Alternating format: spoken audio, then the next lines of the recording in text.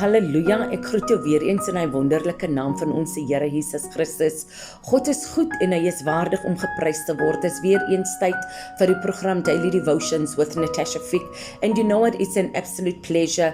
Dis nie 'n reg nie, dis 'n voorreg wat ek het om saam met jou hierdie woord te kan bedien en rondom die woord te kan sit en net die Here se woord met jou ook te kan deel. So ja, vandag kry die Here al die eer, al die lof, al die prys en al die aanbidding wat hom toekom. Now I would just love to share this word with you this morning. Now you remember a few weeks ago, I spoke with you. Are you willing to lay your life down for Jesus Christ? Are you willing to lay down everything for the Lord? Is jy bereid om alles vir die Here neer te lê? Is jy bereid om alles net so vir die Here te los en hom te volg?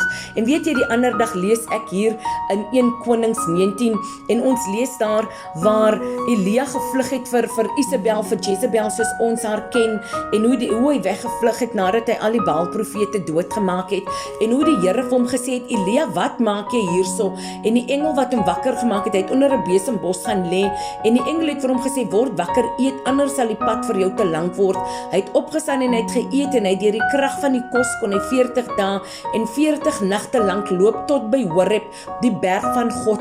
En die Here het vir hom gevra, wat maak jy hierso? En hy het vir die Here gesê, en die Here het vir hom gesê, kom uit en gaan staan op die berg vir my. Die Here, ek wil verbygaan.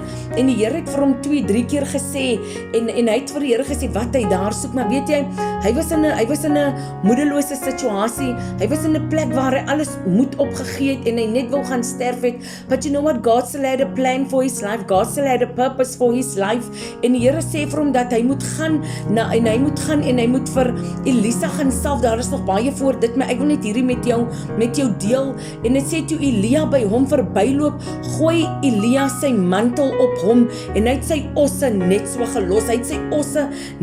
gelos, en agter Elia aangehardloop en gesê, laat ek tog net my pa en ma gaan groet, dan sal ek saam met u gaan. Hy het alles net so gelos, dierbares, hy het alles net so gelos, en hy het gehardloop agter Elia aan, because he knew the call of God was upon his life. Hy het nie weggeloop soos ek met jou gedeel het, Jona wat van Joppe af, hy het in die ander rigting gehardloop.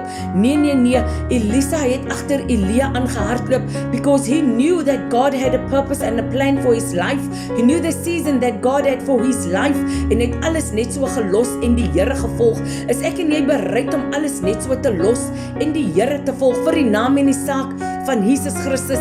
Daar is so 'n lied wat sê, I press towards the mark of the high calling. I press and I press and I press.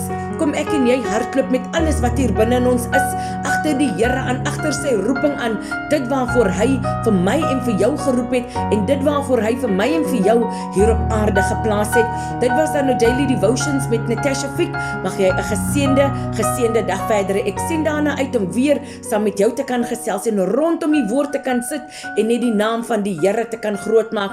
Like my page, share my page, en ook stuur 'n comment en laat weet my, wat dink jy van hierdie boodskappe wat ek vir jou met jou deel in Jesus naam. So van my Natasha Fick, tot ziens.